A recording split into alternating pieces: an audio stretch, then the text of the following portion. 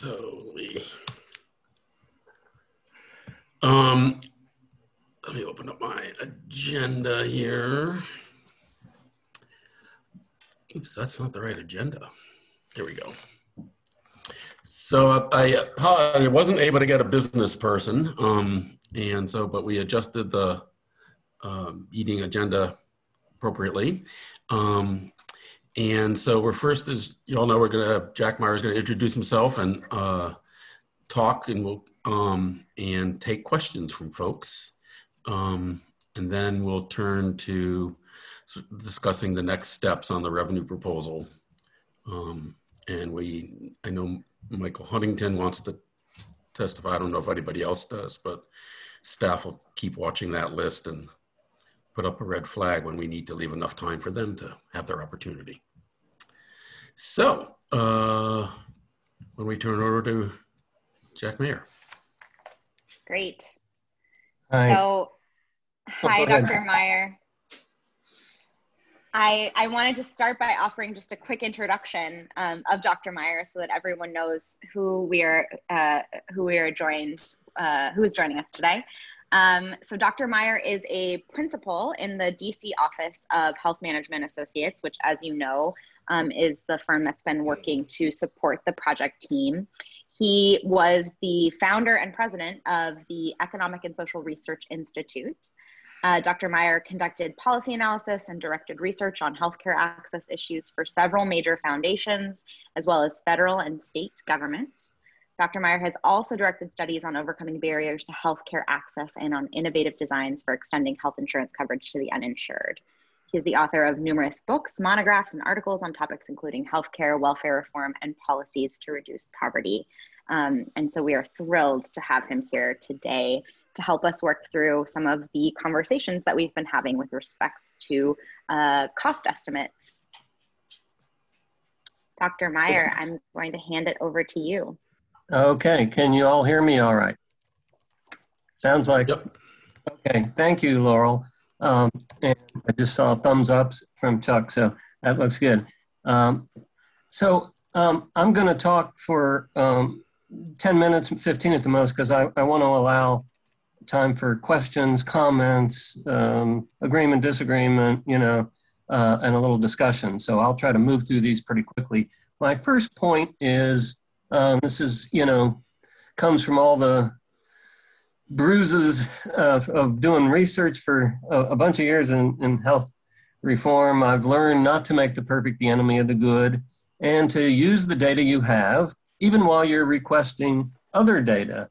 And then you'll gradually get better and better data. But what you want to do is be in the ballpark.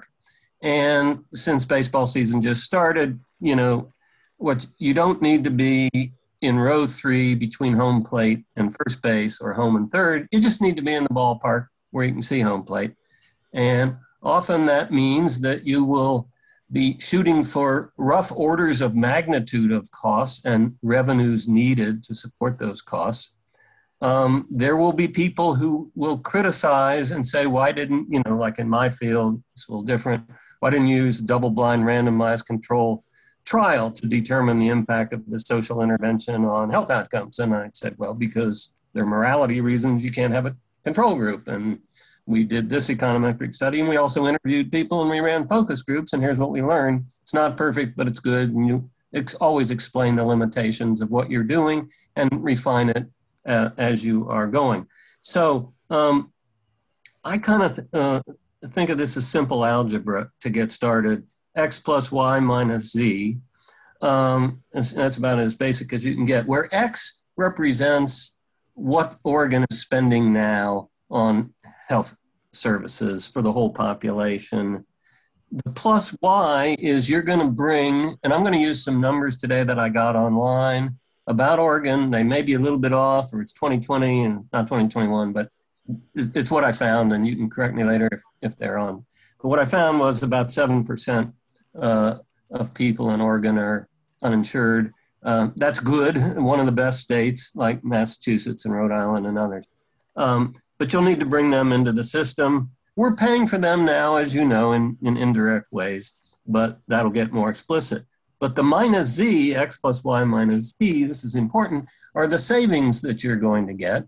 And that, you know, I presume that you will have some type of global budget. It may not be called that, underneath which are negotiated fees or caps on fees of all kinds of providers, which will lead to savings. You will certainly have lower administrative costs. Any doctor's office can tell you, or hospital, that they won't miss figuring out how to pay 10 different insurance companies, commercial insurers for and Medicare and Medicaid for all the patients that come in. So there'll be savings there. And there'll be savings in disproportionate share hospital payments that the state makes along with the federal government and various other efficiencies. So the challenge as I end this slide is to raise enough revenue to pay for x plus y minus z. Now the complication, and I see that John Santa has joined. Hi, John. And the complication is that Oregon, like the other 49 states, does not have a printing press down the basement. Here where I live, you know, in the DC area, they do have a printing press down the basement. And they can print, you know, a trillion here and a trillion there, and you don't have that luxury. So you got to raise the money. Next slide, please. So my recommendation is that you think of a package of different revenue sources. I think it would be risky and maybe unwise to rely solely on any one. The ones I'm going to talk about briefly are state income tax, payroll tax. Those are obviously big ones. I know that Oregon has no sales tax. There'd be that possibility. I'm not recommending it necessarily. There's corporate income tax and inheritance tax and things like that.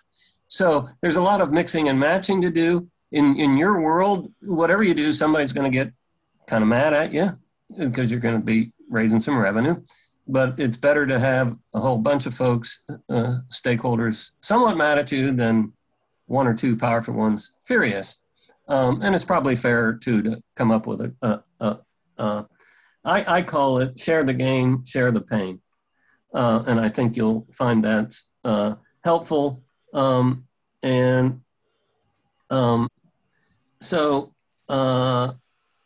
So you'd be asking, for example, how much higher would the income tax rates be? I'll say a bit more specifically about that in a moment, or the payroll tax. Should we start a sales tax? You know, long history of not having one, so that's unlikely, and so forth. Let's go to the next slide, please. So the state income tax is progressive. I've got a couple of options here to suggest. You may have already been considering these. As Nora and I went over these, and again, these are the numbers that I've gotten. If they're a little bit off, I apologize, but you have different brackets for the state income tax. And I focus here on, there's a bracket, annual income of $18,000 to $250,000 is currently 9%, according to what Nora and I were able to find.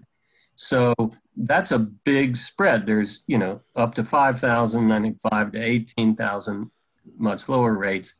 And so one of the things you could do in this first bullet is that the 9% could go up to 10%. For example, the 9.9% could be raised to 10.9%. This is for wealthier people.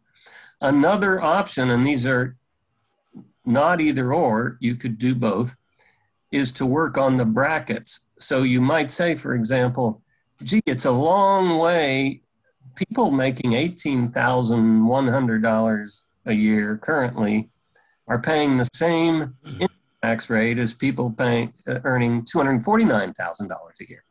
Maybe that $250K upper limit could be brought down to $200K or even $175, so that the higher rate, people say making $200 to $250, would pay what is currently the highest rate of 9.9%.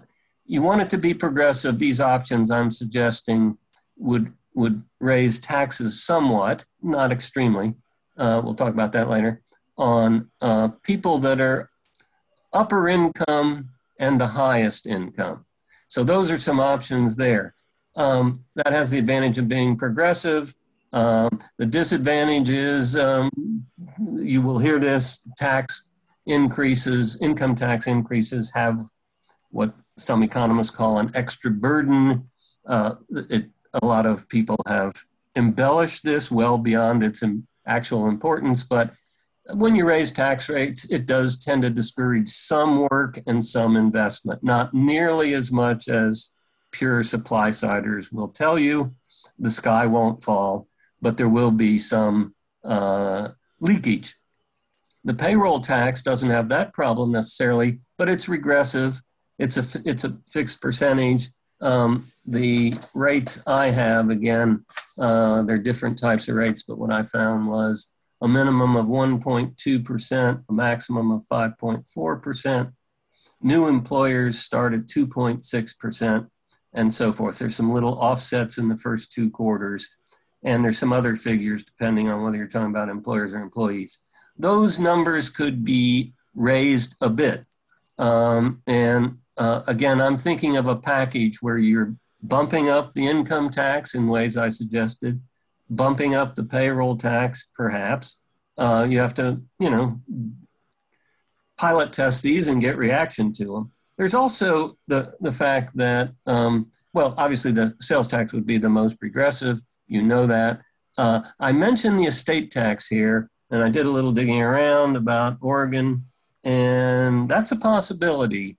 The current law, as I understand it, there are 2 rates, a 10% going up to 16%. The first $1 million of an estate is exempt from an estate tax. And that's much lower than the federal government, which has been raising and raising and raising the exemption. I think it's around 7 million now. Where you have to, I see John nodding, so I think I'm in the right ballpark there.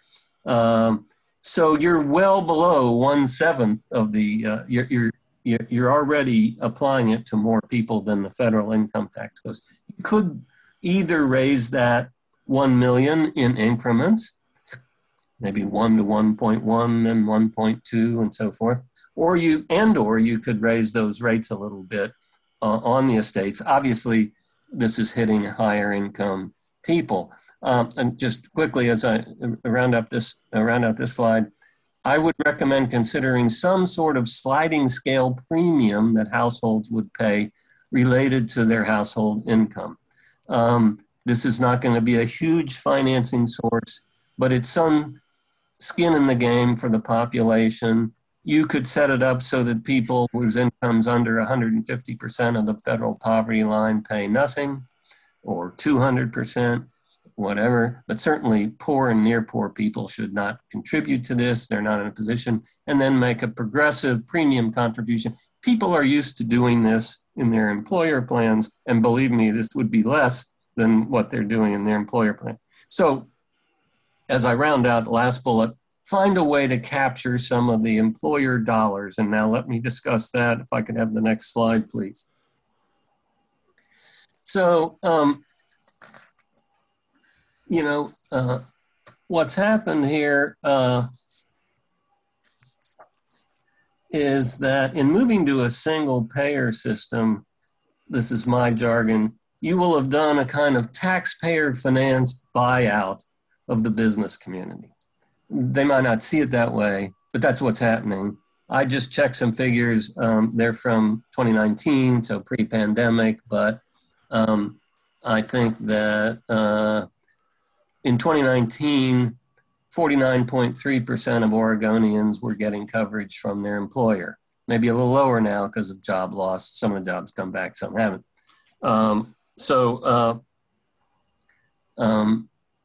I think that they've gotten a windfall. Now, my economist buddies say, well, the workers are paying all that anyway, and they shifted and they would have paid them more in wages, but nobody believes that.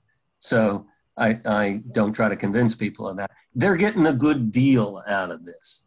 They're having a huge amount of savings because the taxpayers have essentially bought them out of a huge expense.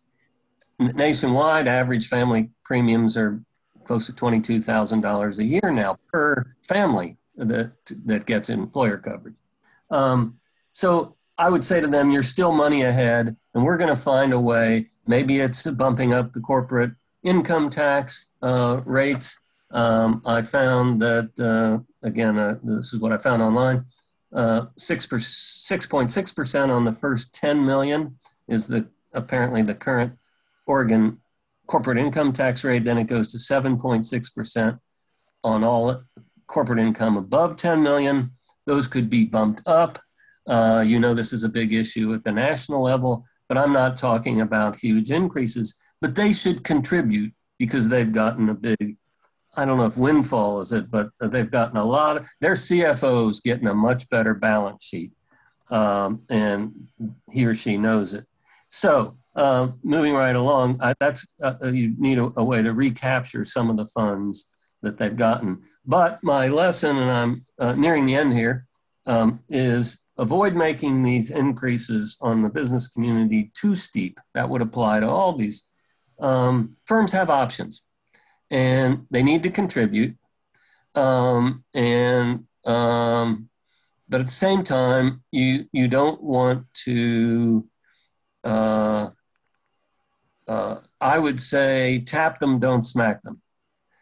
Because, you know, companies like Intel and Nike, which is, as I recall, are huge employers based in your state, they've got options, either abroad or in other states or what have you. So, and so do the highest earners and where they live. So rule of reason. So let me conclude with the last slide, please. And if I can have the last slide, I'm going to be very brief. Thank you. I'm not going to go through all these, but these are some guiding principles that I think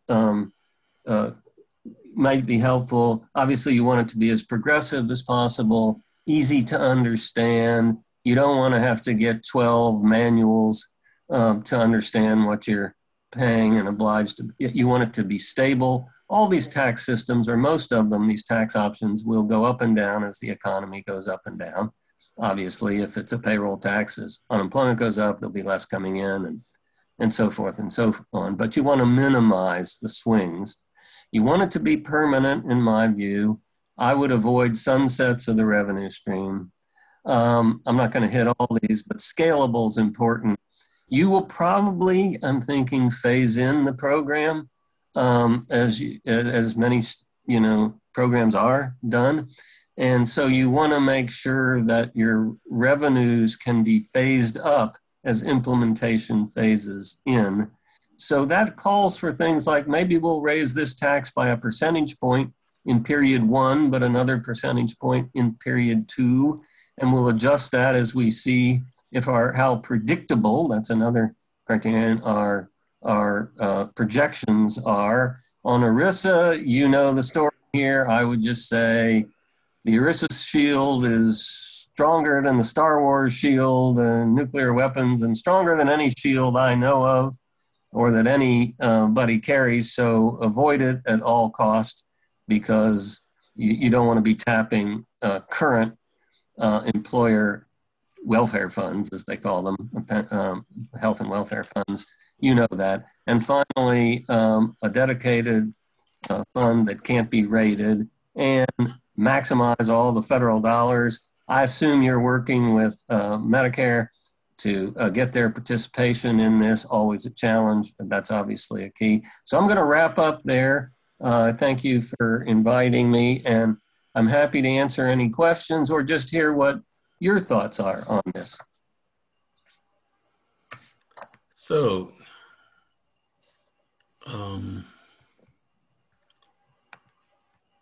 you folks have questions. I can't see all the faces, so. I'll venture to go first. Thank you very much, Dr. Meyer. I have a lot of questions, but that's usual, so I'll just ask the first one. We have had a lot of discussion in our group about replicating current tax flows that various segments of society pay. And one of the issues was trying to come up with a payroll tax that would come close to what businesses are paying now for insurance. Now, some dated but not replicated data suggests that in Oregon, the average business that buys health insurance for its employees spends about 12% of its payroll on the premiums and maybe 2% on extra HR. But of course, that's an average. Smaller businesses don't get good deals, they pay more. Big businesses get better deals, they pay less. Ones that self-insure pay less than that, and businesses that are too small to be required to buy insurance don't pay anything. So with just seizing on that 12%, it's very likely that a 6% sales tax might be attractive to most businesses that currently provide healthcare of any kind. It would, of course, be a massive increase for the small businesses that don't buy any insurance. Of course, that doesn't factor in what the employees and the owners pay for health insurance privately. You hadn't mentioned any payroll tax in the neighborhood of 6%, and I'm wondering if we're missing something important about a payroll tax as high as that. Yeah, that's a good question. What I mentioned was my understanding, which is imperfect, of what the payroll tax is now. You make a very good point, and it addresses what I referred to as a kind of windfall gain for the business sector, at least those who are currently offering good, comprehensive ACA compliant coverage. You're right. The non-offer rate among small firms, particularly under 25 employees and even more so under 10, is very high. I think so. I think raising current taxes on business to sort of say, we're going to set it up so you're paying exactly or more or less exactly what you were paying before might get you a lot of pushback. They won't see this as a windfall gain, even though it is. I'm just being kind of pragmatic here, that if I think there's room to increase the current taxes that businesses are paying and still have them come away with some net savings, rather than to sort of tax it all back, if you know what I mean, and kind of make them whole so they don't gain anything. There's a rationale for doing that, because if you don't kind of tax them as much as they were paying, as you mentioned, say 12% of payroll, and it varies, they will get a gain. But I kind of think you want them on board. You don't want them attacking this. I've been attacked over the years so much by the Restaurant Association and this association and the big auto companies. If you go back 30 to 35 years of the old economy, the steel companies would come and beat up on me, and the audit when I was in the federal government. And so did the unions. They came together, and beat up on us, and it's all fun, mostly fun. But we usually found a way to make it a win-win. They were trying to block imports. They were going for import quotas on Japanese steel and Japanese autos. And, one side in Congress, the liberal Democrats sort of in Congress wanted to do that. And we knew the economics of that would kill the American consumer, because it would shoot up the price of cars and so price of steel. But we worked out a deal with them where they still came out ahead, but they contributed. So I would, in a real politics sense, kind of shoot you towards something where in between. But it's a very good point. It's a good way to think of it.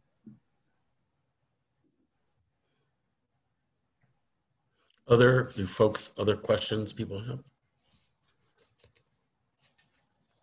I'll leap in Go ahead, again. Sam. Thank you. Dr. Meyer, should we be thinking differently between a business tax and a payroll tax, considering that they're both coming out of the owner budget? In one case, the money's coming in. In the other case, the money's going out. Is there a difference in how we should approach this? Yes, and that's a very good question, and I'm glad you asked for that distinction. And I would, for starters, bifurcate this to look at the corporate income tax rate and corporate income tax collections on the one hand, and the payroll tax on the other hand. Those are two very different things.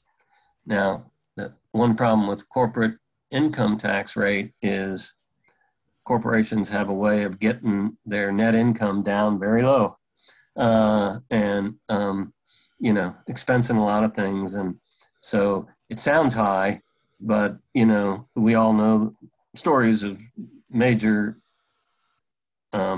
worldwide global companies pay little or no income taxes legally. I mean, some of them do it illegally, but mostly legally. But I do think relying too much on the payroll tax could be a problem. It could create a disincentive to hire, because that payroll tax, the more workers you hire, the more you're paying it, whereas the corporate income tax does not create that incentive. And so I would look for a blended strategy and maybe get some feedback from the business community and from focus groups and, stakeholders, not just business. What seems the fairest and best way for them to contribute? They have to contribute, in my view, because the taxpayers are going to be putting up a lot of money here, households. And so that's how I would think of it, as a combination of those two. And when you get your numbers, you could say, well, how much would we have to bump up the corporate tax rate so as only to bump up the payroll tax rate this small amount?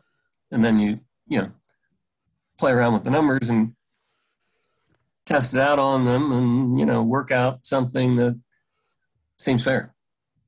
So our corporate income tax actually is very anemic, and it's anemic mostly because of its structure, not its rate. We're a single sales factor state. So Intel Corporation, for instance, used to pay about 1/5 of our corporate income taxes back in the mid 90s. They were paying $50 million a year, and that was about 1/5 of the, almost 1/5 of the corporate income taxes back then. They now pay $150 a year. Okay.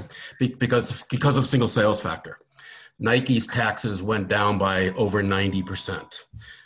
Same with probably Columbia Sportswear and others, but we know that for Nike for sure. And so I'd like you to talk a little bit about, one of the reasons I'm interested in a payroll tax is that the corporate income tax doesn't bring in much as it is, because so many companies are able to escape it. And also because we have so many pass-through entities now, S-Corps and LLCs primarily, that don't come in on that. So, and so that's why I've thought the payroll tax is the way to go, that it's harder for them to avoid that. And we've been looking at a payroll tax like one that was under consideration in Maine, where you could either have a payroll tax that gets everybody and then have an additional rate, or what they were proposing in Maine was a payroll tax, but only on the people who earn more than the FICA limit. So like around 130 something thousand. And it would also tax their non-wage income as well. So it would be basically a progressive payroll tax. And so I'd like your thoughts on that and on what you think you should do about the pass-through entities. I mean, on top of all that, some of our pass-through entities have a huge tax break that the legislature is grappling with whether they want to scale it back, having made the mistake a number of sessions ago. But we have to bring in money from, if we're going to look at the business community, it's pass-through entities, large and small. Yeah, well, that's a good point. Now, as I understand it, on a pass-through entity like an S corp, the net income flows through to the household return. It flows through to the shareholders, the owners. Yeah. Yeah, Right. so that gets picked, right. And so we do have some, a tax break for some pass-through entities pay less than you and I pay on our income, right? Right. But that is the problem, that a corporate income tax doesn't pick them up. We have a separate minimum tax for pass-through entities for the privilege of doing business in the state that was at $10 from 1931 until the early 2000s when we raised it, and it's a graduated one that the pass-through entities pay, but it's still pretty small. It's a very small tax. Well, these are all good points, and you're far more knowledgeable about this than I am. I had heard about the Maine approach. I don't know the details. I like one part. I like both parts of it. I like one part, I think, is a little more realistic than the other. I like this idea of the FICA limit. I mean, I think the latest limit on the amount of income that's subject to Social Security is around 142,000. They bump it up each year. Yeah, right. Which is, when you think of it, on Medicare, when I was first getting into healthcare, I was involved in this, testifying and all this stuff. We urged Congress, and they followed suit, to pop the cap. There's been no cap on the HI payroll tax since, I believe, 1986. So, Jeff Bezos pays the payroll tax all the way up, whereas the Medicare tax, but not Social Security. So I think that's something we're going to have to do, by the way, to save Social Security so it's there for the next generations. So I like the idea of considering sort of a two-tier tax that is higher on people that are above that FICA limit, as you called it, because that's progressive. Now, the part that involves taxing non-wage income, in theory, is appealing. In practice, it's going to be difficult to implement. I'm a rich person. I've got a yacht. I'm not, but let's say I were. Well, that's not income, though. So income is that other income that shows up on your tax return. That would come not from the employer, but would be collected through the tax return. Yeah, that's right. That's right. But I think that's a good idea. You're right. There's a lot of leakage through the S corps and the LLCs. I still think, and this is more of a political judgment than an economics judgment, that the payroll tax will generate more opposition than the corporate income tax in whatever form it takes. And what you will hear is it's going to be a disincentive to hire. It will further spur companies to, use automation, artificial intelligence, all these things, to ways to do with fewer workers. And so I think there'll be more pushback on that, but I think both should be considered. I'm just suggesting that payroll tax increases should be kept moderate if possible. And I think this is, could be presented as a package like, look, everybody's being asked to do something except the poor and the near poor here, or, very moderate income people. We're not asking them, we're not hitting them. But above that, business, households, the inheritance tax, the beneficiaries of an estate, everybody's being asked to make a contribution here. And we've we're trying not to make it seem confiscatory. That's a word that, opponents like to use. Well, and we're trying not to scare business out of the state or to deter the formation of startups. That's why we're doing a balance, but we need the money. And then keep reminding people, yes, this is what it's, I know that you're the Revenue and Finance Committee, but you have a Benefits Committee and other committees, and at the end it'll all come together. Don't forget what you're getting for this. Everybody's going to be insured. And, and when people are uninsured or insured, they're going to get, more people are going to get, pregnant women are going to get care in the first trimester. More people are going to get screening tests for early detection of disease. More new moms are going to get WIC and other, supports.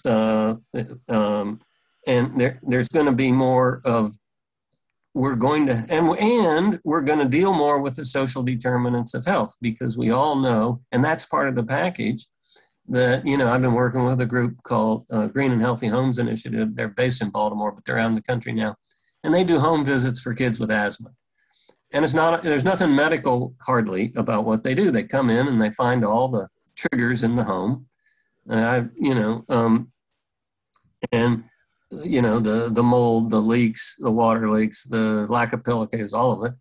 The whole visit costs $600 or $700. Compare that to the cost of an ER visit, and then another ER visit for the kid whose asthma keeps flaring up, and they go and sometimes get admitted. So I think you could say, look, we are raising this money, but this is when your committees all come together. Yeah, here are our options, but don't forget what you're getting for it. And, don't forget what you've been paying under the current system. I mean, people tend to mobilize against a tax increase, of course, but there's a hidden tax on people. And this has been shown, that wage growth has been lower for a couple decades now because of the tremendous growth in employer and employee health costs. It has taken away money that employers might have been able to use to pay higher wages, more contributions to an IRA. And so I think the campaign should be, yes, we're trying to do the taxation in a fair and progressive way. Business is going to contribute, households are going to contribute, others are going to contribute, but this is what you're getting for it. And by the way, this is what you've been paying, this is what the state has been paying in DISH and, all these provider tax schemes, and the hospitals have been paying, and this has been paying, and we pay for late-stage diagnoses, et cetera. Okay. Dr. Meyer, we want to exploit you as much as we can. And both Cheryl and John and I have our hands up, and I'm hoping we have time for all three. I'm sorry. So I'm going to go to Cheryl, John, and then me, and then maybe Sam. Cheryl. Hi, Dr. Meyer. Hi. My question probably is in messaging, but it will help me get to conceptual clarity. It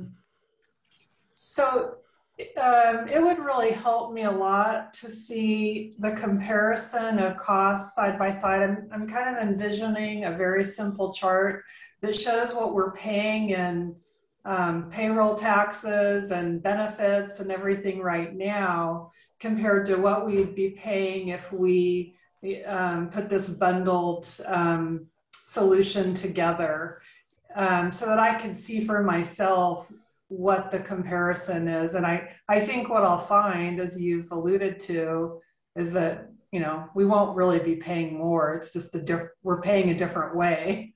And I think that'd be really helpful for our advocates who will be helping us message these increases in taxes, basically. So I'd really like to see that for myself. And I wonder if that's something that we could put together somehow.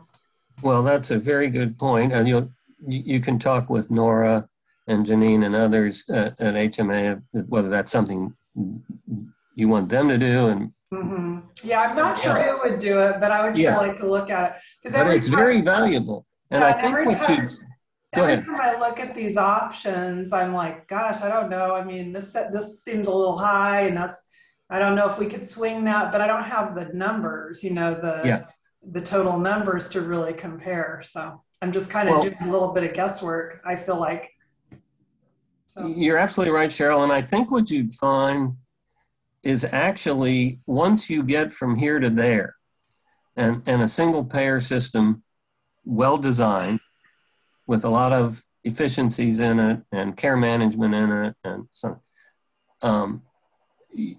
you'll be paying less at the end of the day. You being everybody in Oregon, as a whole, will be paying less than they were before. The problem is getting from here to there and the politics of that. For those of you who watched the Democratic debates, presidential debates a year ago or so, a little over a year ago now, this was a key issue with Bernie Sanders and Elizabeth Warren on one hand and Biden and others on the other side. You do have, pre-pandemic, we had 160 million Americans in employer-sponsored health insurance, half the population. And, most of them are reasonably well pleased with it. The cost to them has been going up. But, they're nervous about that ending and being put into the unknown. It's the devil you know versus devil you don't know. So I think just a friendly amendment to your excellent suggestion is, yes, calculating what we're paying today, juxtaposing it with, and who's paying today and in what form, juxtaposing that with what we would be paying 3 years from now or 4 years from now when this is fully phased in, and who's paying and what the shares are. And then understanding that to get from here to there, you're shifting a huge amount of money that was flowing through the employer contribution to health insurance, employer-employee contribution to health insurance, into taxpayer-financed, government-provided, not literally provided healthcare, but government-financed healthcare. And so getting from here to there is dicey politically, but I think it would be very useful to remind people what you'll have at the end. That sounds great to me. I think an important piece is who pays too. I agree. Yeah. That's an important addition to my little chart that I'm envisioning. I hope someone comes up with that. That would help me out tremendously. I agree. Great point, Joe. John? Yeah. First of all, Jack, thanks for doing this. Just terrific as always. And thanks for all the wonderful work you've done around health and health reform. Two questions that I think are fairly quick.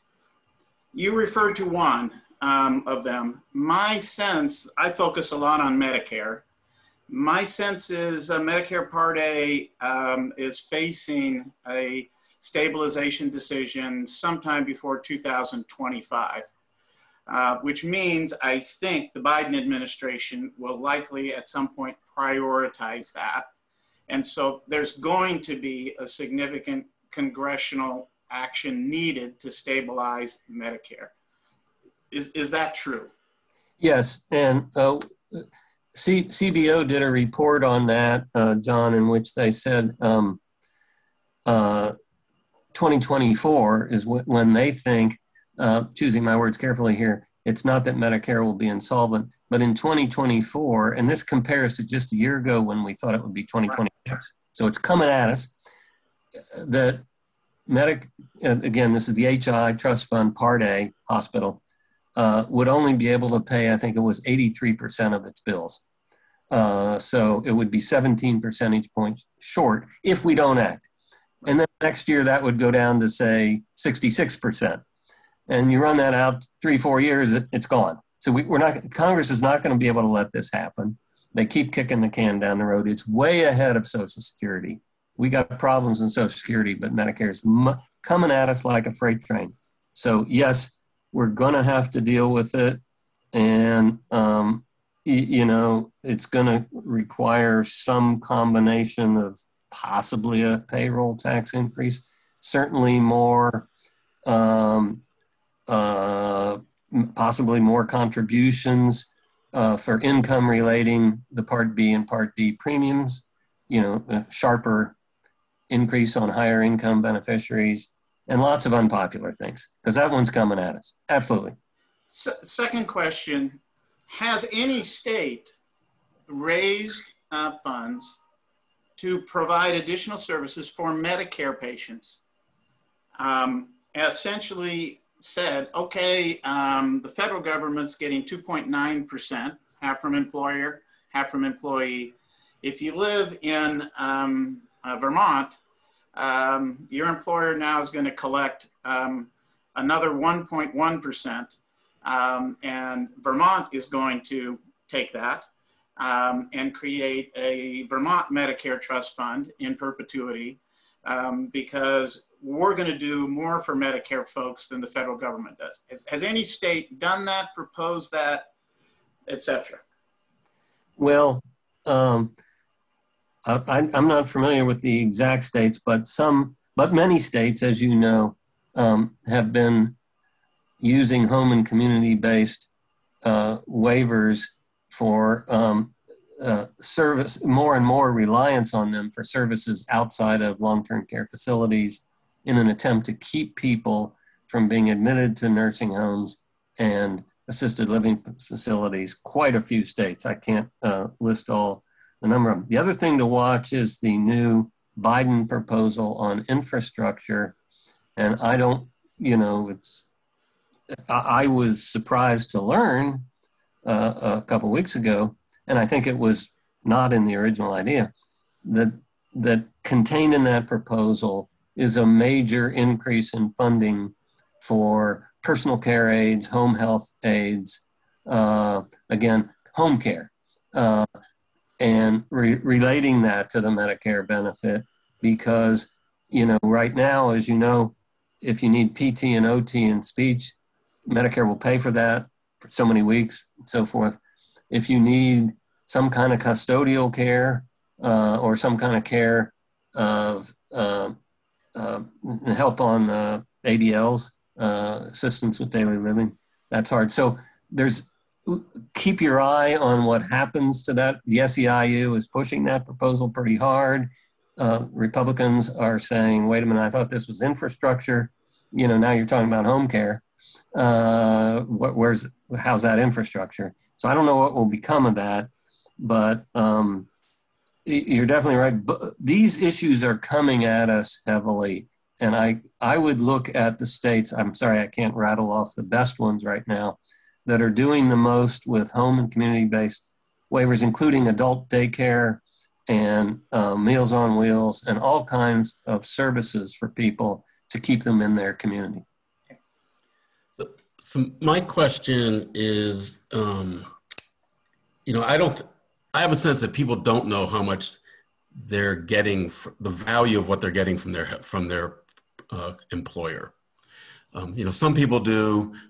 Les, who's on this call, is bargains for this union, so he knows that his union's paying his employer is paying $1,400 per month for his health insurance, but it's not on your W-2, right? So I'm wondering, has anyone,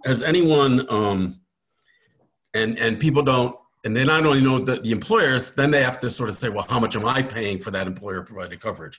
And so I'm sort of wondering, has anyone ever done a good estimate of that? And more importantly, been able to show in very simple, both either graphic, like Cheryl said, or other ways, this is how much you, the typical American, or these groups of Americans pay for healthcare through their employer. Because I think that's the big nut to try to show that what you're taxing either through the payroll tax, which economists say gets passed on to the consumer. That's what folks do. And so how do you get past that is to show them that this new tax is less than what you're currently paying, but we don't have a good way of showing people what they currently pay. Yeah. Has anyone done it?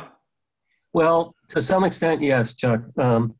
I would point you to what's called the Kaiser HRET annual survey, that the Kaiser Foundation does every year. They do a report usually out in September or October, so you could get the last one from 6 months ago, which is really an excellent volume, and they have a good executive summary. And it shows how much, and they do it by firm size. So they have, firms with over 200, firms with 100 to 200 workers, 50 to 100. But they also do it going back 10, 20 years. And here's what it shows. So I'll just give you one example, because, family coverage, and I'm going from memory here. Now on average, and obviously this varies from part of the country to part of the country, I believe it's something like $21,000 to $22,000 in total premium cost for family coverage. But now, it may be higher than that now. So it's popping into my mind that maybe it's more like 26 or 27,000, but it's big. But the number that jumped out at me was how much of that is the employee paying in deductibles, co-payments, co-insurance, and the like. And the last report, it was over 6,000. And when you look at the trends, the employee share of the total has been going up and up and up.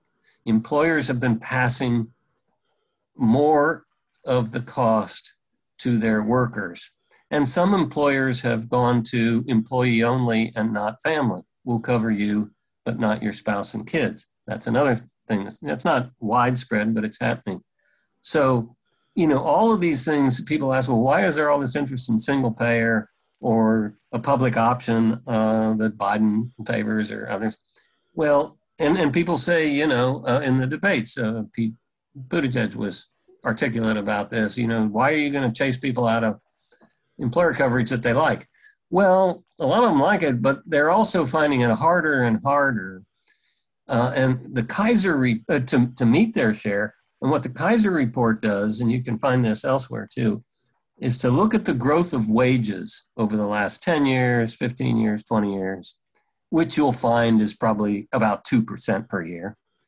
And then on average annual, and then look at juxtapose that against the proportion that what's happened to what they're paying for their employer health, which is much higher.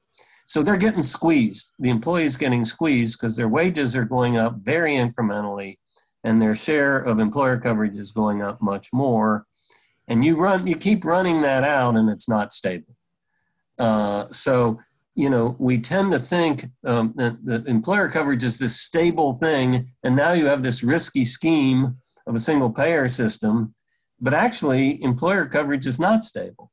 And not only that, employer coverage, even pre-pandemic, has been going down as a share of the population. A lot of smaller firms have stopped offering, or fewer have started offering. So you have all these trends coming together.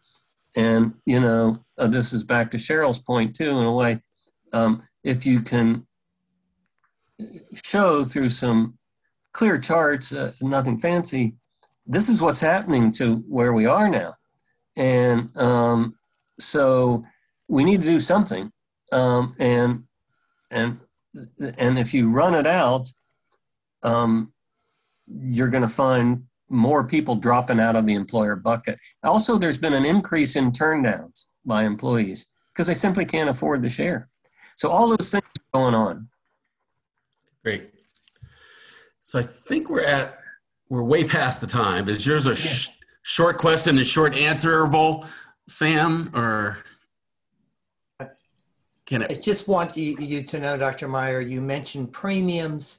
You missed our discussion on the full task force of premiums that ranged from spirited to contentious. Could you comment on the difference between an income-based premium, and let's make them compulsory, versus a progressive income tax as a source of revenue? Yeah, that's a great point. Theoretically, they're comparable. I think that I think there's a case to be made that people, particularly people, say in their 40s and 50s, early 60s, that have been paying a share of employer coverage for years, and it's, as I said, it's going up and up. And I'll be brief in this answer in the spirit of what the moderator is asking for. And so I think there'd be less pushback in saying employer coverage is ending, you're going to pay something like you used to pay, but it's going to be a share of the premium, it's going to be modest, it's going to be related to income, but it's a contribution to healthcare versus an increase in the progressive income tax. It's not an analytic difference, Sam. I think it's more what might be more digestible for folks. So that's how I come at it. Thank you. That was great. That's good. Good way of putting it. So I think I took you over your limit, but you got other business to do. That's okay. So thank you for allowing me to exchange ideas with you. I learned a lot from listening to your comments and questions. And I'm going to pop off now in a minute and let you do the rest of your business. And hey, good luck with all this. All right. Stay safe. Yep, you too. Thank you, Dr. Meyer. Okay, thank you. Okay. Nipper and Laurel are up next. Okay. So after all of that, I did take some notes from the Q&A that I will make sure to circulate. I think, Nipper, it might be best to dive in to this section here. Agree. Yeah. Okay. So we have, moving us back to our task at hand, we are moving forward towards a May goal of delivering a proposal to the task force. We had initially hoped that we might be able to deliver something in April. We heard at the last meeting that we kind of wanted to regroup a little bit. And so we're trying to think through, we tried to think through how we could keep moving forward towards a proposal that is the right level of that has the right level of granularity. As a reminder, at the March task force, there were two template packages that were presented in the finance and revenue considerations. Essentially, one package that has a sales tax and one package that does not have a sales tax. And there were some differences in between and the line by line of these two proposals. But those were the two, that was the main distinction between these two packages. And they offered, because we had the various kind of options within each of the revenue methods, these two packages offered a really broad range of revenue that could be raised, as small as 6 billion all the way to 24 billion.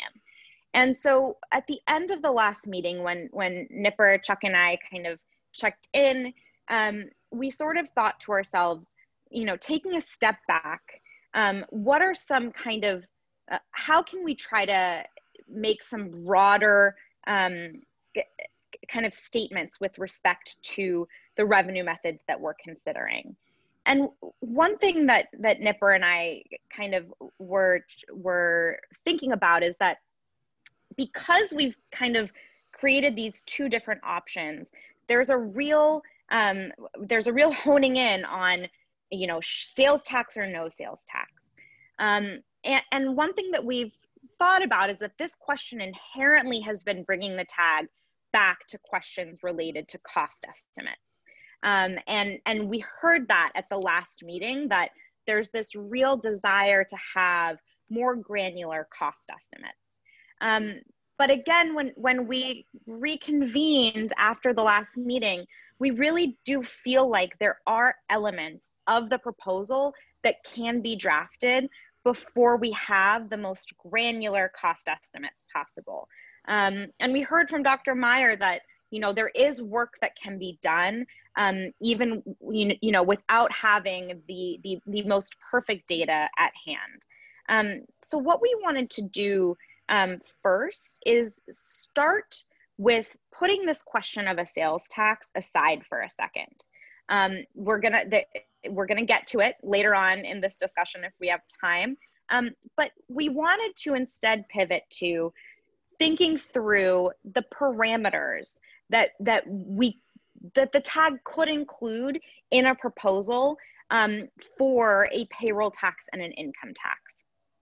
As I already said, both packages that were under consideration at the March task force meeting, both of those packages had a payroll tax and an income tax. So it feels like at minimum, we could start there and try to map out some of these parameters. These parameters are parameters that have been discussed. They have been mapped out in the proposal, but there is a level of kind of landing some of those parameters that hasn't happened yet. And we feel like there's there's an opportunity to land some of these parameters. So what we've tried to do is, again, create these, I don't know if you've had a chance to look at the deck, but underlined components that we see as kind of components that could be changed in your proposal. And so on these next couple slides, it would be great for you if you could be considering the underlined components of these proposals. And if you disagree with what's underlined, it would be great for us to hear what you would put there instead. I'm gonna pause. Dr. Metz, I wanna confirm that your raised hand is a relic and not another hand. Ignore it. Okay. I'll take it down now. So starting with this payroll tax here, if a payroll tax is part of the proposed package, this is one way that the proposal could be drafted. You could say that it would apply to firms with 20 or more workers. You could say it applies to both wage and non-wage income. Non-wage income for those with wage income, because it's a payroll tax. You could say it is a progressive rate on income over the FICA threshold, which is now at 138K, and that rates would rise as income increases over the FICA threshold. Again, it would be progressive.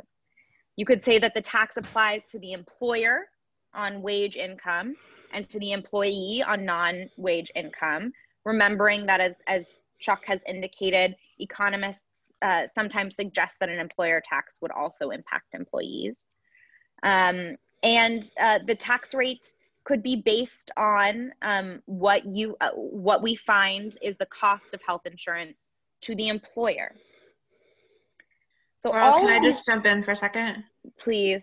Yeah, so a couple things I just wanted to highlight. One thing that's not here, of course, is the rate or the rates. And so, you know, obviously, I think just having this discussion to kind of set up where folks are on some of these underlined items, kind of the choose your own adventure version of proposing revenue. So what's here doesn't mean that this is necessarily like what we've heard more of. I mean, in some cases, I think it is, but it is just something for you to respond to and to think about, like, how do you feel about this having a threshold for firm size, for employer size, for a payroll tax, and same through each of these bullet points with the underlines. So I just wanted to kind of frame that up a little bit. But yeah, Laurel, sorry. Thank you, Nipper. No, that is helpful.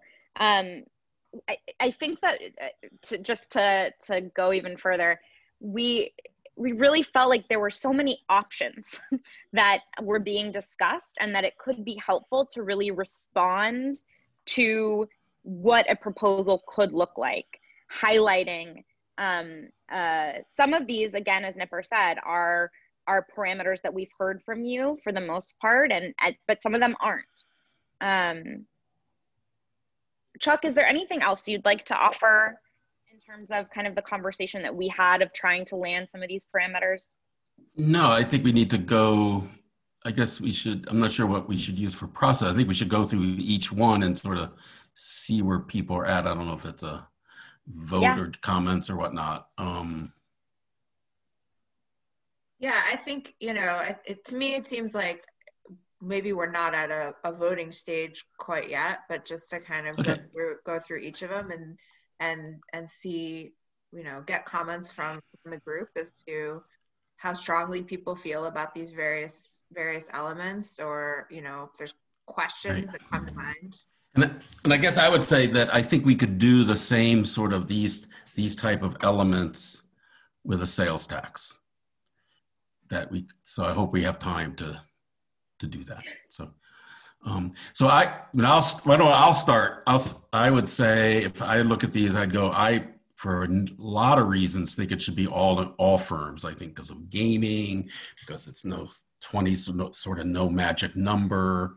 I think that, there's a difference between a company with 15 or 25 really isn't that big. So why would one company not have to contribute, or the workers at that company not have to contribute?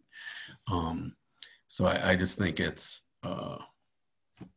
that doesn't make any sense to me.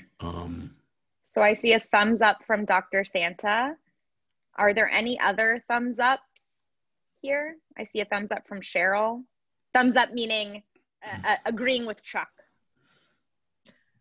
Looks like Dr. Meth had his hand raised. I don't know if that's a question or a thumbs up intention. So I agree with Chuck. A firm with 19 people could be a landscape firm and they've got no money, or it could be a firm of architects and they've got a multi-million-dollar budget. I agree with Chuck. Yeah. And we do not want to discourage people from hiring that 20th employee. It's all or nothing. Yeah, and it's sort of like during a year can change the size, all that stuff. So, okay. So then on wage and non-wage income, I think it should be the non-wage income only of the higher income, whatever bracket we pick, or brackets. But that aspect of it to make it.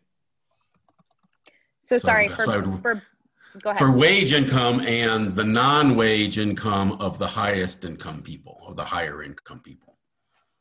Got it. Okay. So I'd word it be a little more clear. So, this would allow, was it Sam or somebody on the group said, what about a payroll tax of 1% on everybody, then more on those above FICA? That would work. And the one is on those above FICA would also be their non-wage income, but not for the lower income. Or it could be like the main one where it just all starts. How do others feel about that? I saw a hand from Dr. Metz. I'm not sure I understand it. It's an attempt but Chuck, it sounds like it's an attempt to have a progressive payroll tax. It's right, but I would say the adding in the tax on non-wage income would only happen on the higher income people. Wage income on all. And does this mean that we start with a flat tax of 6% and then we have an additional, not 6%, we have a flat tax of some amount and then we have an additional tax on non-wage income? I mean, no, it would be a flat rate on, everybody would start paying on their first dollar earned, let's say X%. And then once your income was at a certain level, you'd pay Y%. And that Y% would be not only on your wages, but on your non-wage as well. So if I'm earning $50,000 a year, well below the FICA limit, I'm only paying the payroll tax on my wage income. If Sam is earning $500,000 a year, he's paying also on his non-wage income. I'd like to hear what John has to say. Yeah, I'm just confused. We talked about we would focus on a payroll tax and an income tax, which I heartily agree. Now I'm a little bit confused. Would we be double dipping? Jack referred to Oregon has a 9% income tax. So will the payroll tax also include tax for a subset of folks on their income? And then there was an income tax that they will also right, so this is the main proposal. The main proposal doesn't tax the people who earn less than 138,000. But at 138,000 and above, or whatever the FICA limit is, they have a payroll tax on their wage income from their employer. And then they would have a line on their income tax form where they'd be collecting the non-wage income health tax, right? We'd have the health tax on income from the employer. We'd have the health tax would be on that non-wage income. And so Chuck, if we but only those people, or you could have a hybrid of it where you have a low flat one that goes all the way up on your wage income, affects everybody, but on the higher income people, they have an additional wage and unearned non-wage. So if we increase the income tax, as Meyer suggested, from 9 to 9.9, the higher income folks would still pay that 9.9 on their income. So what I'm after is would this look like double dipping? It would be. And the issue on, taxing something, that's often a complaint of the Bill Sizemores of the world, that you're taxing the income twice. And the issue isn't the number of times you're taxing, it's what's the total amount of tax, right? Yeah. So if we had a payroll tax like this, like the main one, you would factor that in on looking at, if we're going to increase the income tax, to what extent are we double dipping, or do we minimize that by saying our income tax, our 9.9% rate doesn't kick in until a household has 250,000 or more. And we could say, well, let's move that up to 300,000, right? You could play with it that way, or there's been proposals here to have a millionaire's tax. The amount of the millionaire's tax, you may say, oh, it doesn't have to be X% because we're already getting them a little bit on our payroll tax. So that's how it does double dip. There's no question. This is a health tax through the payroll system that's with a little bit through the income tax system as well. Yeah, I chuckle thinking, employers now don't know what the non-payroll income is. Oh, that's right. And so actually, staff had that discussion with me. That would not be the employer's role. It would be when you, it would be on your W-2 that you were taxed for the health one. And then when on your tax form, it would say, it would look, were you paying this upper income payroll tax? Yes. Then multiply these lines of your return by X%. Okay. For your, be collected differently by the Revenue Department. Dr. Metz? If we're looking to resolve this particular issue, right now, I could not support it for 3 reasons. One is I don't understand it, and I fear that other people won't understand it. 2, I think if we want progressivity in our total revenue that we collect, we should make the progressivity on income and not on a payroll tax? And third, if I understand this, which I don't, it appears that this plan will reduce the revenue that we collect from businesses, which will increase the revenue we need to get from income tax or, God forbid, a sales tax. How does it reduce the revenue we get from businesses? It just goes to show you I don't understand this. If you can show me a plan that collects as much as a flat 6% tax on businesses, then you would have answered one of my three objections. Okay, so that's dealt with in the rate. As I think we showed 1 or 2 meetings ago, you could have a tax on everyone. And if you did a tax only on the upper income, you're bringing in only about 1/3 of the money. So you can have that rate on the other one higher. So you can do that with the rate. The issue is, do you want people to pay do you want everyone to have to pay it on their wage income? That's one decision we have to make. And then do you want to have a higher rate for the higher income people? And do you want that higher rate to be on the non-wage income as well? I can answer that. For me, everyone should pay on a payroll tax. And don't make it progressive by having a higher rate for upper income people and include non-wage income? Maybe with a gun to my head, I'd agree to that. If it will increase revenue, yes. If it's a way, if it adds complexity and collects the same amount of revenue, I can't get behind it. I would just assume jack up the income tax. It doesn't collect the same amount because it's an additional tax. So what do we hear from John and Dwight and Cheryl? Well, I think I understand it, and I think I would favor it. And, you know, again, perfect is the enemy of the good. We're not going to get anywhere close to perfect for a while, but I think this satisfies some of the things that I would support. I think it's very interesting that the tax applies to the employer on wage income. So a lot of those high wage employees will be more of a liability. And I also like the last bullet. So the tax rate's based on what we find is the cost. And as Jack said, I think if we pursue something like that, we should be able to try to show employers, well, it's, you know, 0.8 or 0.7 of what it costs. We're giving you a break. You're going to have a more of a positive balance sheet here.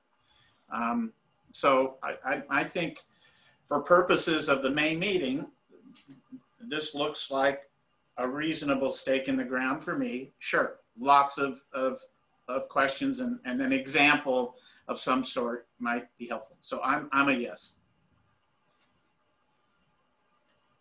I'll jump in, Chuck. Maybe I'm echoing Sam's points a little bit, but it seems to me whether we call it payroll tax, income tax, whatever that is still less money available to the employee.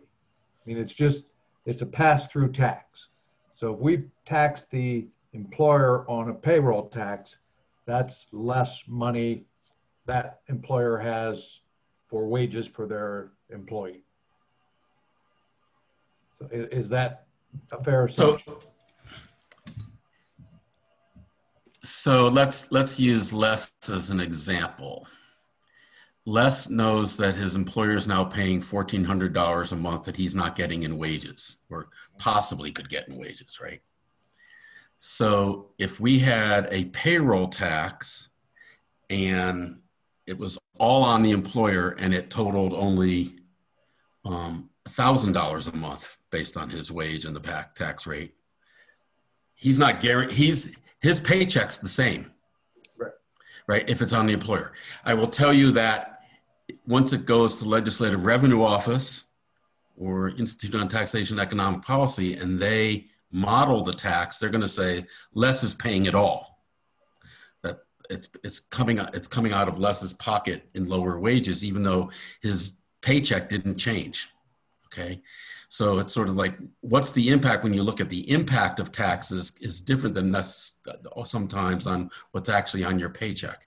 And so if we develop a rate that the employer is paying, so we can say to the employer, look at, we went through the Kaiser Family Foundation reports that we heard about from Dr. Meyer, and you're now paying 12%. Our tax is only going to be 4%, and we get 20 bishops to swear to that, and it's all cool.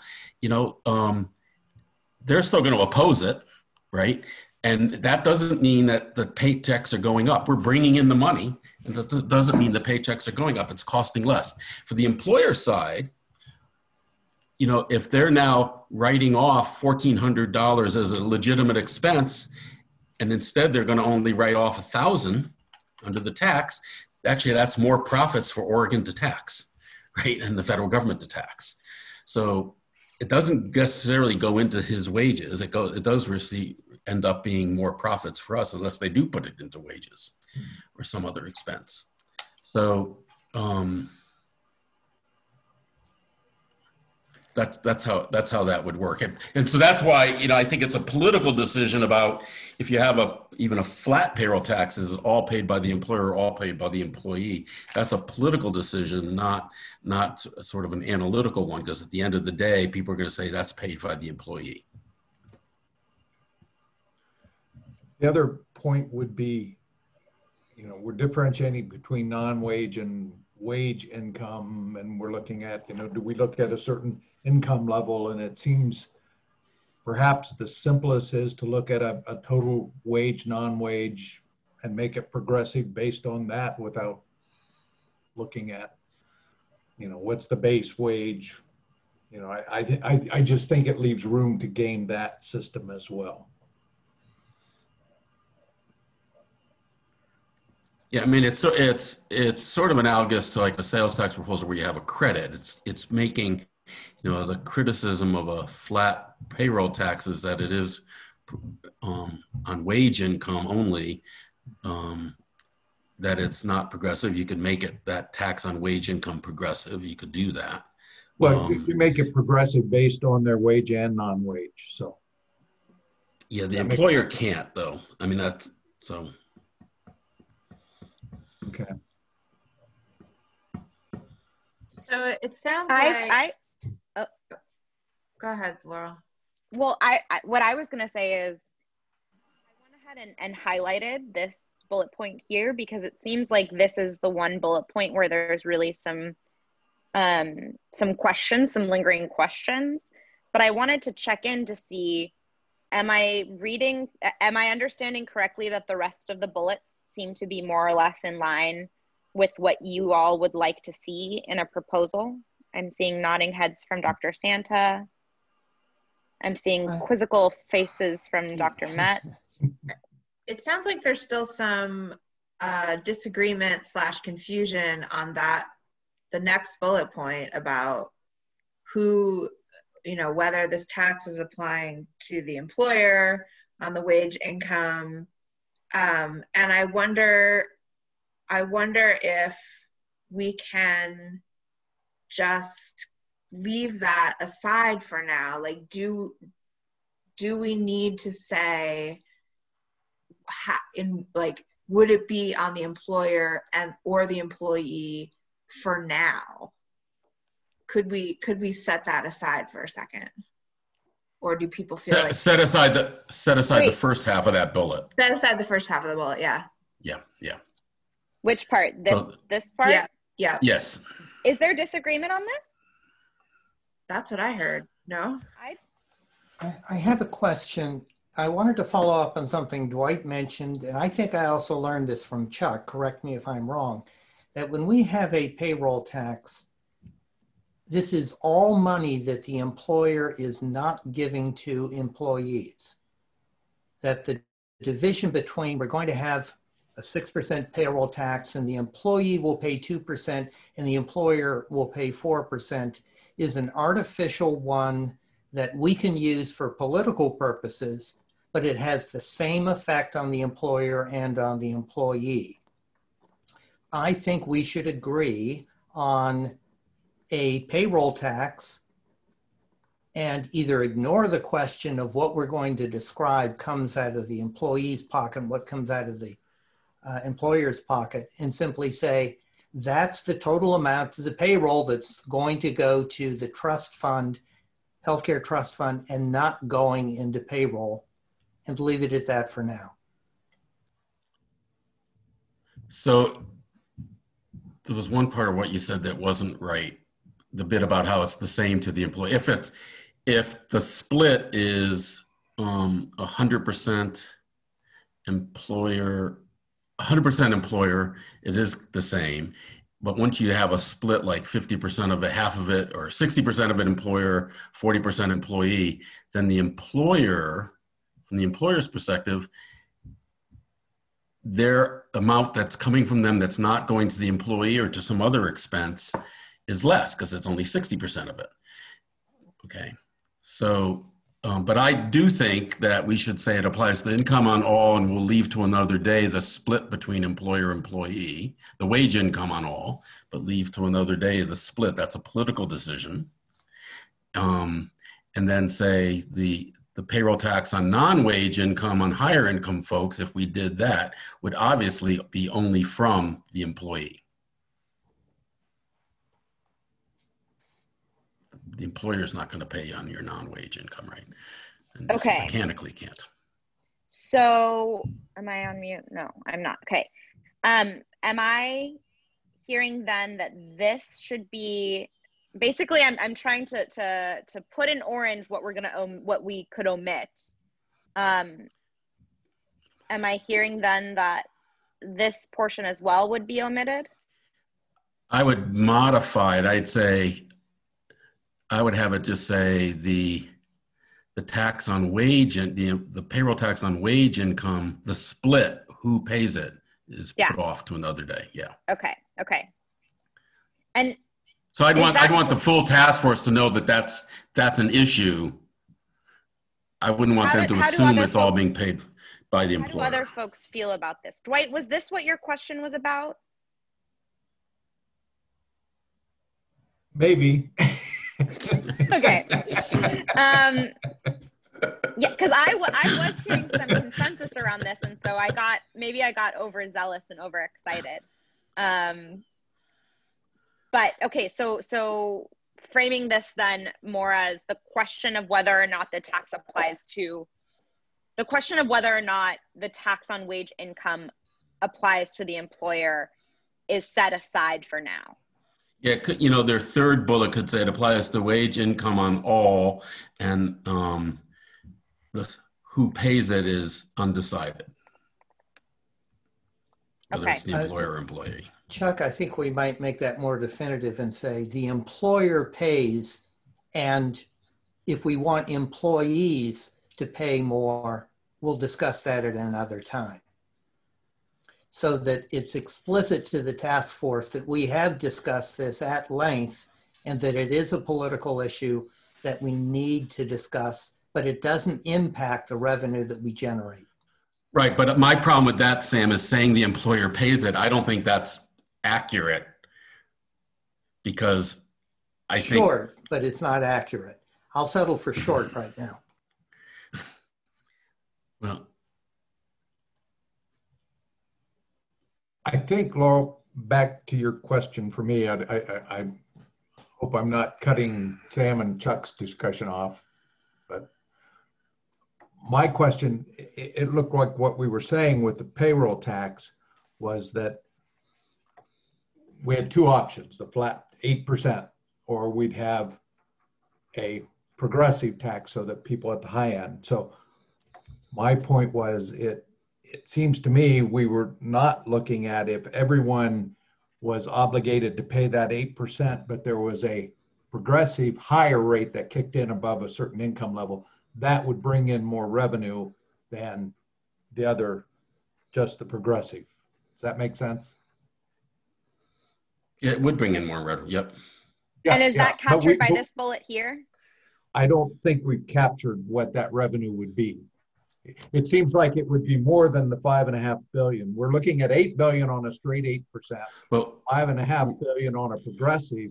If the 8% were consistent and then we had a progressive, it got higher, your higher your income, then we'd be bringing in maybe 10 billion or 12 billion. yeah, we don't have any numbers. We're not using any tax rate. We're talking about it, how it would be structured. So this highlighted portioned way, are you kind of suggesting that there be a flat rate up until the FICA limit and a progressive rate that kicks in at the FICA limit? Yes. So can't you do that? Maybe you should just put the third bullet, make that the second bullet. Well, right? I mean, it applies to all income, right? Yeah. Yeah. Thank you, Laurel, for interpreting that in a fashion that even I, with 13 years of higher education, can understand. Yes, thank you.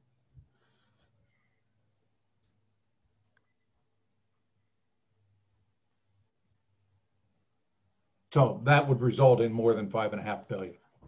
Yep. And then you could take out the third bullet. Take out the third bullet. This one here? No, the bullet right above it. You don't need that one out Yeah. because that covers your first phrase. Great. And then the question is, does it apply? And then but then there's no, that's it. I see Dr. Santa's hand, and Les, I think you had a hand as well. Did it? Dwight read my mind. Dwight read your mind. Yeah. Look at that. It only took 8 months. Dr. Santa, do you want to chime in here? Yeah, I'm looking at this and thinking about the employer, and now realize the employer gets to deduct this. The employer's tax goes down. In fact, we could basically say the federal government is, quote, matching your contribution at X rate, depending on, your profitability. On the other hand, I've never been able to deduct anything for health because fortunately I'm healthy. But it has to be such a high percent of your income for an individual to deduct anything. So at some point, some tax analysis has to be done. But if I get this correctly, the employer has a tax break. Kitzhaber's always said there is a subsidy for employer-based insurance because it's a deduction. It's a legitimate business expense that they can deduct, just like the tax. And so if our tax is less than their insurance, they're deducting less and they have more profits that we can tax. Yeah. They can put those expenses into wages and fair even or other things, right? Yeah, thinking back to Jack's point earlier, that CFO is going to go, okay, folks, do you realize if the single payer takes over, we got a much bigger tax bill. So we got to go do something to shelter, the windfall that the federal government's going to get because of what the single payer is doing. And they have a bigger tax bill on their profits because they have more profits as a result of it. The other side of what the CFO is saying is we're more profitable because of it. We have fewer expenses. Yeah, Chuck, we are charged in 770 to maximize federal funds. So we just shouldn't forget about the tax implications of this. No, we should not. Yeah.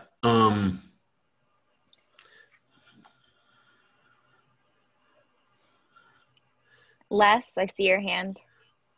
And this time I do have something to add, and it is, and Dwight didn't beat me to it. And that is, I really like the idea of putting some footnotes explanation to go with this, because I know it'll be challenging for those who haven't been in on this conversation to, and I see you starting to do that, Laurel. I just am like, I think that's a very good idea. So That's a great flag. Yeah, I would add the words paid payroll to that bullet where it says economists suggest an employer tax. It should be an employer paid payroll tax. Would also wouldn't say payroll tax would be borne by employees. Okay.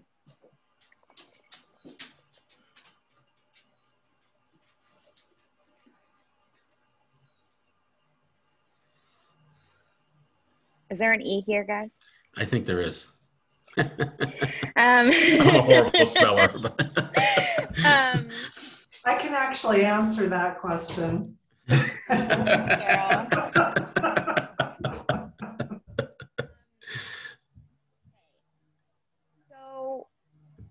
was a really helpful conversation for me. I hope it was helpful for you all. I'm hoping we might be able to...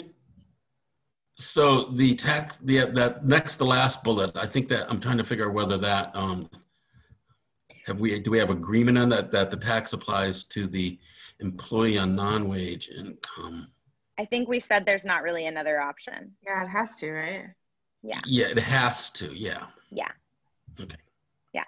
I just wondered if we said it anyway. And yes, that's so we will send these back out. And you all, I don't want you to think that this is like your final chance at offering edit or feedback. I'd love to move on, if we can, to the income tax. Yeah?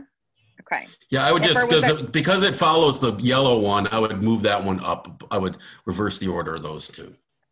I'd put the tax applies to the employee of non-wage income below that yellow one, or I'd connect those two. Okay. Like this? Yeah. Yes. Okay. Perfect. Okay. So the rules have not changed. It's the same game here.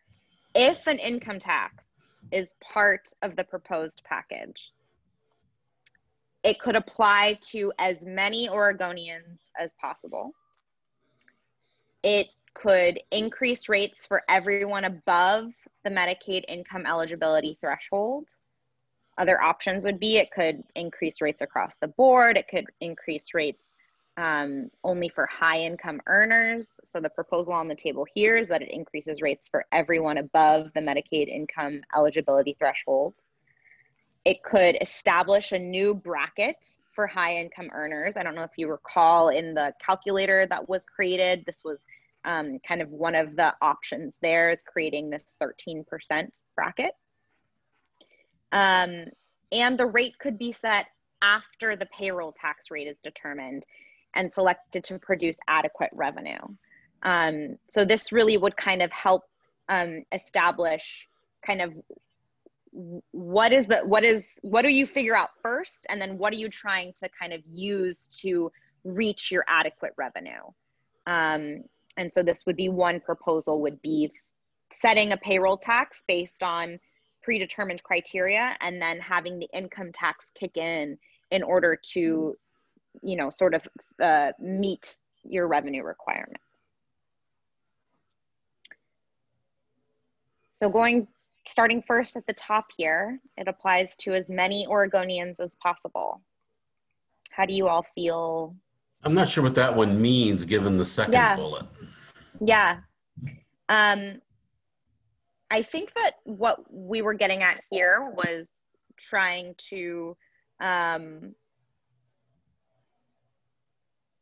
get at the idea, get at a principle of trying to be maximizing revenue. Nipper, do you recall? Yeah, I think, and you know, to be honest, Chuck, I agree with you. We probably should have edited this to say something different. I think it was really just that it's broadly applied, and yet it's really not as many Oregonians as possible given the second bullet, unless in fact the proposal is to increase rates for everybody. That's right, because it used to, that underlined part was something else when we first drafted. Well, oh, probably. Yes. No. But we could strike this. Let's just strike it. I don't think we need it because we really get at it in the next one. So there, you're already done with one thing. So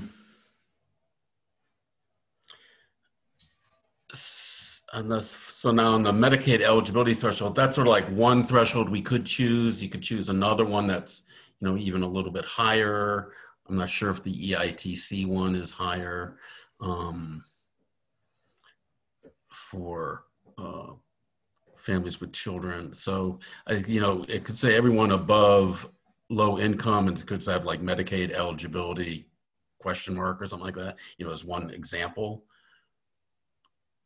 Well, I mean, I think it's something for you all to consider. I mean, you know, I'm and it's the Medicaid, which Medicaid eligibility one? Because, you know, so it's I different think based on who. What we had in mind here was the 300% of poverty, with the thinking that, you know, Medicaid enrollees, you know, do not have to contribute currently to the cost of their health care. If we're going to be, you know, needing to get CMS permission, the highest eligibility threshold sort of, that's for kids, 300%, We should say that, then let's say that one. Let's just say above the 300% of poverty Medicaid. You just put it in parens, probably wrong or something. But you know, the other option, as you said, Chuck, would be is that too low? You know, would you want to say like increased rates, you know, above a higher amount than that, or I don't know. I see a hand, I think first from Dr. Metz and then from Dr. Santa. Thank you. I support, I think, all three of these concepts. We should have a threshold, a minimum threshold. I don't know what it should be, but we should make it clear that the bottom, whatever portion of Oregon, people who pay Oregon tax will not pay more. Of course, the amount of money we can get out of the bottom third of income earners in Oregon is small, so I think it's a good concept. I think the 300% of the poverty level is as good as any other, but I'd vote for anyone. I like the idea of a new bracket for high income earners. I'm not sure where that line should be, but clearly you go for where the money is. And the last point is to produce adequate revenue. I believe we in the tag should be thinking a high and a low adequate revenue. We've not seen any estimates that will need less than $15 billion. And I think the $20 billion, nobody has suggested we collect more. So we should have alternative revenue rates for a minimum number, call it to collect in total 15 billion, and a maximum number, which would be 20 billion. So I think there's a problem with using a Medicaid eligibility level as the standard in that that's not how our tax system works, right? Our tax system looks at household income. You get deductions or exemptions or whatever because of the number of your dependents and whatnot. But so, you know, it could be, if you did it this way, it could be, you know, you have instead of a kid penalty, you have a kid gain. You know, you have a kid and all of a sudden your income's, when you go to report your income at the end of the year and you've added a kid, you now have a different tax rate, right? So I think we should describe it and describe the group of people that the new rate would tend to protect. Because our tax system isn't based on family size. And changing family size during the year screws things up, right? We're like, unlike public benefits where you can go in and out of public benefits because of your family size or income changing. So, so I think it should say it increases rates for people above low to moderate income. Well, I've always used low and moderate synonymous with people who get the EITC. Yeah, I think you know, I think the reality is that this income could approximate you know, the Medicaid threshold, and probably because of what you're saying, Chuck, would come in at a little above it, so that, because it's not done in the same way. So, but, you know, again, like the exact numbers maybe is not as important today as the concept of, you know. Right. Dr. Santa? Oh, sorry. No. Yeah, a couple of things as I look at this. You know, first of all, I think having this at an income eligibility threshold that is 300% or maybe even lower. I mean, realize these folks not on Medicaid are paying enormous cost sharing and premiums in some cases. And those would all be gone under our current approach. So as Cheryl explained, we certainly should be able to produce a table by, you know, income levels that show how much better off lower and mid-income people are going to be. I'd also remind the group again, please don't forget Medicare. For example, the payroll tax, for the most part, would leave Medicare folks out. In fact, it makes me wonder if, you know, some Medicare folks who were on the wealthy side would go, wow, I don't want to work. I don't want any payroll, because then I got to pay tax on my, you know, non-payroll income. This would get to Medicare folks, but I would still worry that it would not begin to cover the increased benefits that Medicare folks will have, because we potentially are saying we would pay all their premiums, we would pay all their cost sharing, and we would add benefits. It makes me recall a wonderful member of the CAC who is on Medicare. This member was chosen because she was on Medicare. And she said at one point, you know, I want to continue to make a contribution. I would want to pay my, and she said this, I would want to pay my Part B premiums or something equal to that. But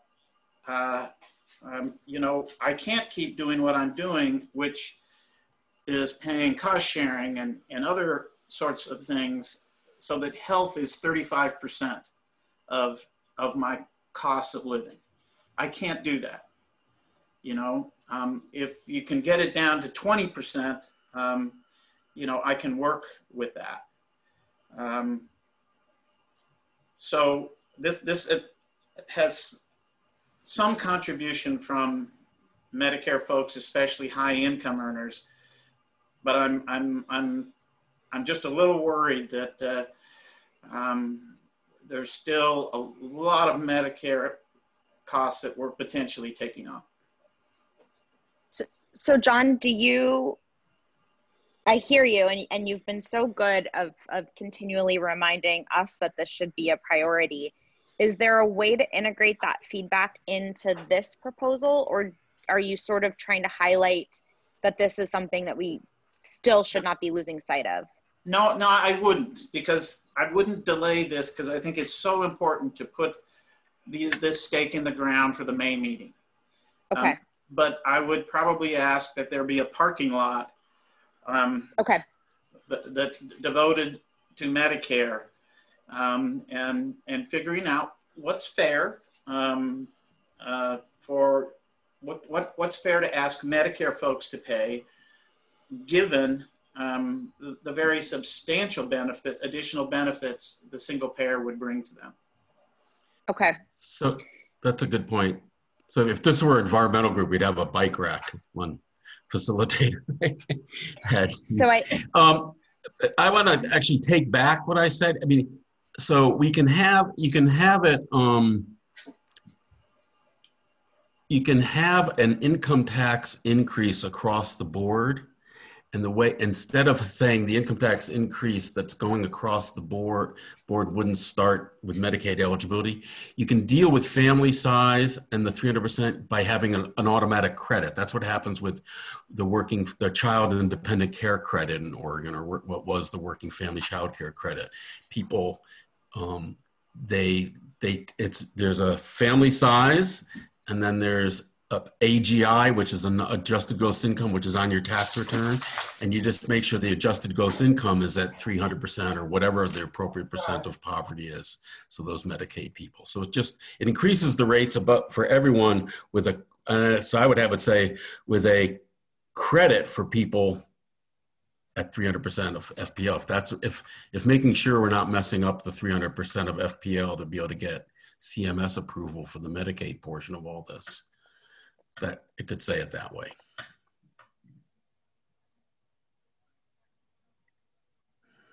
So for everyone. Yeah. So it increases rates for everyone with a credit, with a credit for the Medicaid eligible people. I just want to note our time here, and I know that we have at least one person who wants to give testimony. And we've got about 8 minutes. I'm hoping we can get, I think it was Cheryl, then Les, then Dwight. Did I keep track of that correctly? Cheryl? I can be super quick. What I wanted to say is I have a hard stop at 3. I have another meeting I have to be at. And I would just say, if we don't get to this today, I think the 8% sales tax is too high, given that we're starting at 0%. So. Yeah. So what I'm going to request, just so you know, we heard you all loud and clear. And as a spoiler alert, the option for the sales tax here is 6%. We'll get to that though. I was going to request that you all send written feedback on the sales tax portion directly to Nipper and myself, because I don't think we're going to be getting to that. Okay, Les. Here we go.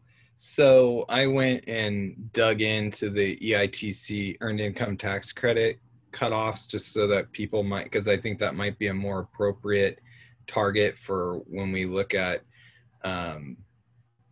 income and where our cutoffs are going to be for where we're going to start taxing.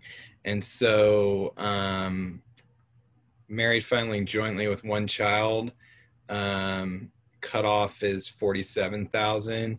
Married filing jointly with 3 children is 56. So that gives you kind of the range there. And then I wanted to mention for our state, going back, the most recent numbers are 2018. And I knew this table would come in handy.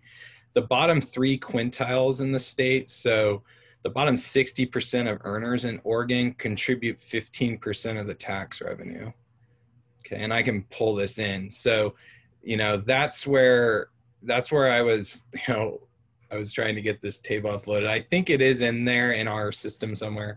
But I think that's an important thing to keep in mind. And so where does the 4th quintile start? Starts at 57,000. And that's 2018 numbers. It's shifting up, each quintile shifting up about 1,000 each year. So maybe 2 years, maybe it's at 59,000 now, but that might give us a gauge as to where do we collect who are we collecting the revenue from in the state? It's really, 80 some odd % is coming from the 4th quintile and above, 57,000 above in terms of earners.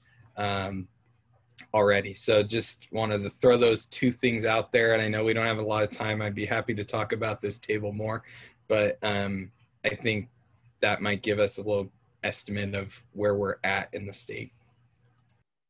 Thank you. If you could send it to me, I'll make sure I can distribute it to everyone. Dwight? Yeah, and this is kind of following up on what John has been saying about Medicare recipients and whether this is a windfall. I'm not sure exactly how he phrased it, but one of the things I think about in terms of Medicare, especially high-income Medicare recipients, it will be a windfall somewhat because we will no longer have to pay for a supplement. You know, that's a big savings. Oregon currently doesn't tax Social Security benefits. So when we're talking about an income tax, would we be talking about some level of income tax on Social Security recipients to cover these healthcare costs? That's something that I haven't heard us address, but it might be something to consider, because otherwise we're almost getting a free ride.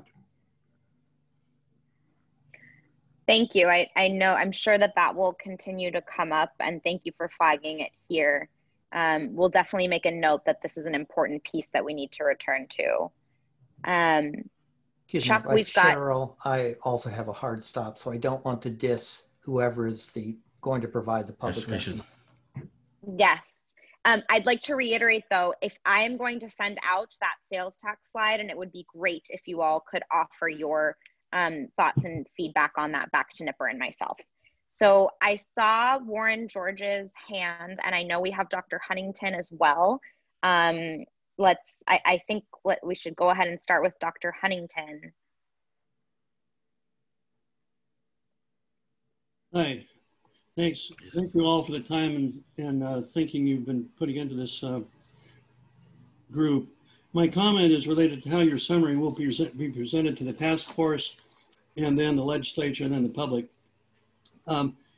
If you are planning to give the legislature a first draft of proposed tax combinations, is there a way you can frame these suggestions, such as those by Dr. Meyer and the tagged slides that were for today, do that in a way that minimizes targeted opposition to specific elements of the tax combination?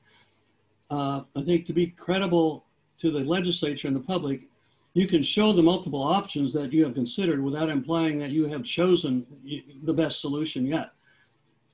If you let legislators and the public experiment with an interactive tax-based spreadsheet, such as the one that I think everybody has received on this PAG and on the task force, that everyone can share the pain, pleasure, and ownership of what we will finally come up with. Also, it seems that any combination of taxes will be relevant only if the counterbalancing savings are clearly defined and prominently specified. And I know that's been a theme talked about today too. Just don't need a response, just comments.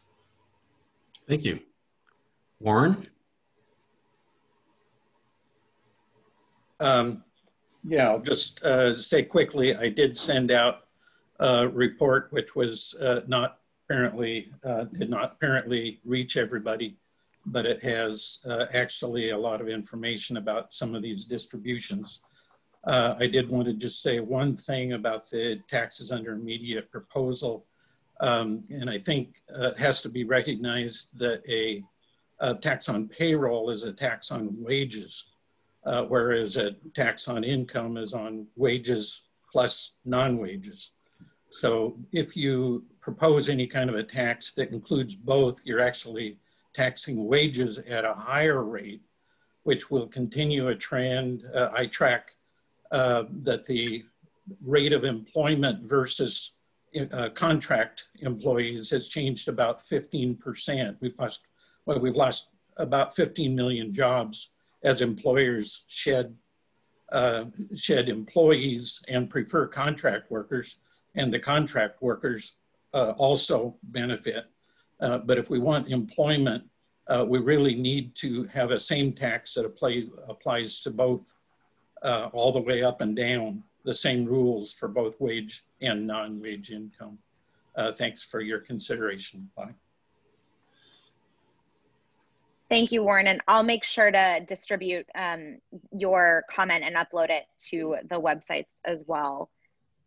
Chuck, I'm noticing Alex, by Cheryl, I'm noticing Alex has his hand raised as well. Could we take one more public testimony? Yeah, you bet. Sure. Oh, thanks, Laurel. Thanks, Chuck and the committee. Appreciate all your work. Just really quickly, just followed the meeting today. great meeting usual. But you know, while honoring Chuck's tax expertise, I just want to weigh in that this idea of a non-wage payroll tax, I just have to say I do not advocate for that. You know, it's really an income tax, and you don't want to give, you know, two things. First, you don't want to give fuel to the fire as far as pushback and double dipping. You know, Chuck even acknowledges double dipping. As well as what Dr. Meyer said, simplicity. We want this to be simple. So what I advocate, progressive payroll tax, you know, on wage income, as you've been considering, as well as a progressive income tax.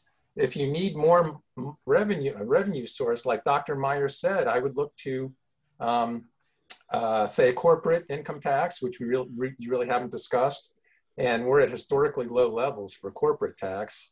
And he also mentioned an estate or inheritance tax. You know, you could leave it as is, but just add, you know, say add a separate bracket at the federal level, like 7 mil and above. So I would just strongly suggest to look to alternate sources rather than, you know, complicating what would be a just straightforward progressive tax. And thanks for your time. Thank you. Sorry it went over, gang. I think we accomplished a lot. Thank you all for coming today and for your work today, and we'll be sure to follow up with the slides and next steps. You know, Chuck, I don't know about you, but I just got people lined up to do things with. So If people lined up to do what with? I got to go out and weed. That's you know, running over has kept me from having to get on my knees and weed. So you're welcome. I'm okay with that. I've got a long list of honeydews, so.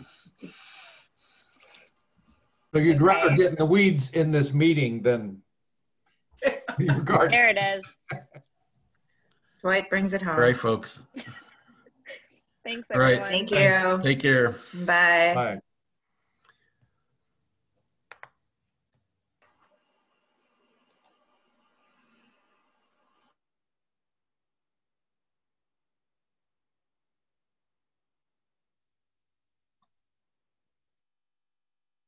It looks like it's still recording. Oh, that was my